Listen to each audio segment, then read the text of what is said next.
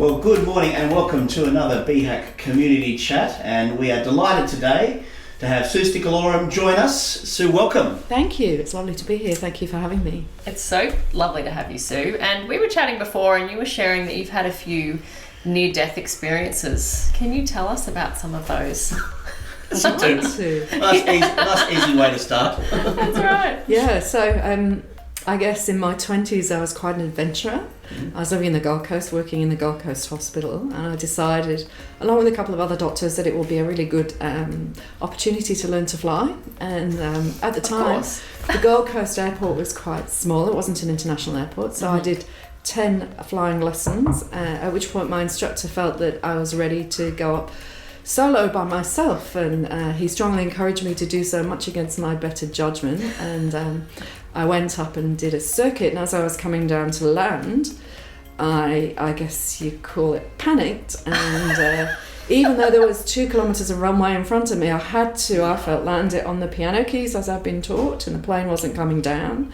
And I decided that I had to go round. So I told air traffic control that I had to go round and do another circuit. Wow. And I think a few 737s were diverted because of me. And the fire engines were all waiting for me. And the air traffic control was saying, now stay calm. Whenever you need to contact me, you just contact me. Wow. And I'm here for you. And they talked me down. Wow. Have you flown since? No, only with Qantas. Who are the safest airline. Oh my goodness. So up in the air, and any other experiences? Yeah, under the sea. Under the sea. I was diving a wreck called the Yongala off the coast of Townsville, and it's in quite deep water. It's an old steamer, and it's beautiful because there's lots of big stingrays and tuna and lots of probably sharks, but I didn't think about that at the time. Yeah. And I was just finning quite slowly, close, about probably the height of this room, off the seabed next to the wreck, and my weight belt fell off. And when your weight belt falls off when you dive, you shoot to the surface and get the bends and have strokes and die. Wow. And I squealed. Actually, there's a few other things that I didn't tell you, but I grabbed up to one of the beams that was sticking out from the wreck that was actually covered in oysters, and my buddy put my weight belt back on, so I was safe from the bends, but cut my fingers to shreds, chewed through my mouthpiece, and hyperventilated and nearly ran out of air. Oh my goodness! At the end of the dive, and ended up in hospital because I got infected fingers. Wow! Big red But you're fat here fingers. today. Yeah, We're very glad you're here today. So you obviously have a very adventurous spirit. I do, but lovely. I'm probably in comparison a bit boring now. So you're teaching others to be adventurous. I am. Is that what? Which leads me to the Scouts. Yes. Oh, yeah. Yes. Tell us about how you got involved in Scouts. Okay, so my children were both Cub Scouts in First North Turramurra, and I was a Cub leader. And then my eldest son left, and my youngest son outgrew it and went into Scouts, which is 11 to 14-year-olds. And at that point I wasn't a leader, but they were having great adventures. And I thought, I want to do these adventures. And they wouldn't let me do the adventures unless I became a leader. So I said, okay, I'll become a leader. And I've loved it ever since. What makes you passionate about Scouts? So I think it very much contributes to around education of children. I think that it really teaches children resilience and self-confidence and self-sufficiency. I think that it's heaps of fun. It's so much fun in Scouts, albeit it's hard work, but it's lots of fun and very well worth it. We have lots of adventures. We do all kinds of things. We do canoeing. We do lots of camping. Less so now since COVID. We do bushwalking. We do cycling. The Scouts are particularly into cycling at the moment. Oh, right. We teach them about navigation. We teach them knots. We teach them building things. We play lots of games. We just have an all-round good time. And I love the energy and the joy of the kids. Yes. Yeah. What's COVID been like for Scouts? So, and what are the kind of current hopes for the next 6 months? I guess in terms of. Well, I think Scouts is very hands-on. Scouts, that age of kids, they love to do.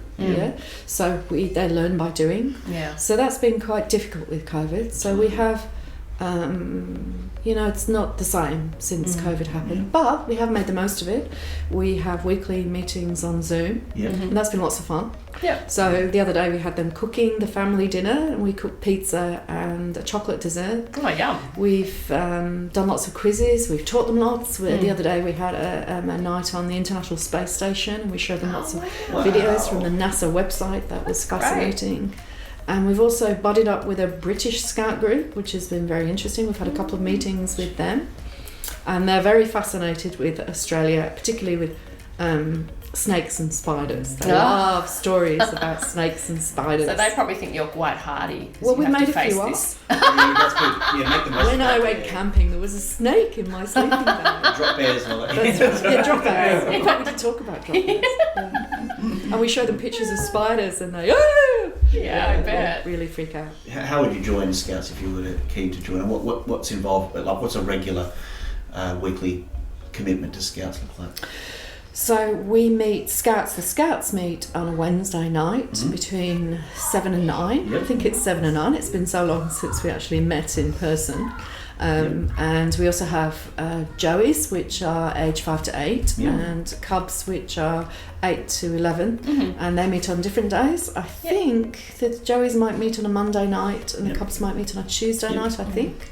But I think you're actually putting on a website on your screen now that anybody can go through the website and access our group leader. He's called Keith. And it's for girls and boys. For girls and boys, very definitely, and we are very interested in anybody who wants to join Scouts, both girls and boys. Yeah. Wonderful. We have 2 Girl Scouts at the moment. Oh, that's great. And obviously having a female leader would help as well. Right. What do you call this? Sell cookies? No. That's your guys. What do you call this? This is a scarf. And this is actually... It does look like a scarf. Yes. The little brown thing, it's got a name, doesn't it? This is a woggle. A woggle. Round with toggle. Is that a Scout word, or is that... It's a Scout word, I think, yes. And do you have a special name as a Scout leader? I do, which is interesting, actually, because we have a Scout leader who's called Minties, who is called Minties because he eats lots of mints. Not minty. He likes to eat mints. Yeah. And so we were talking about what I should be called, and... at the time we were talking about it, we were eating Mentos, and we were doing something with the Scouts that involved giving them a Mentos lolly when they achieve something. And I just said, well, I'll be called Mentos. And then we also have another leader called Tic Tac, so I call us the minty fresh Scouts. There's a peppermint theme there. It's a peppermint theme, minty theme. Yes. That's great.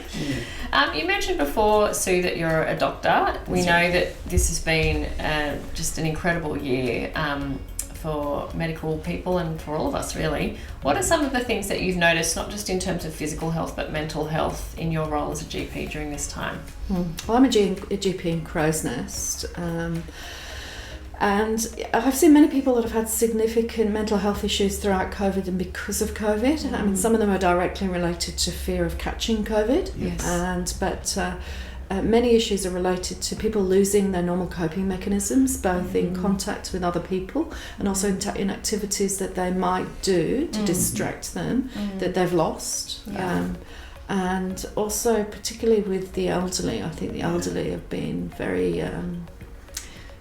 but I've seen a few of the elderly who've been very anxious and very isolated through COVID and really, really struggled. Yes. Are there things that you think communities such as ours in North Turramurra or beyond can do to help or to reach out to people like that who might be struggling? Well, in point of fact, actually, Luke's involvement on Facebook with the COVID support group or the COVID action group, I think has been extremely useful. We've been involved, my husband and I, looking after a lady who is quite isolated, and I think that's been enormously helpful.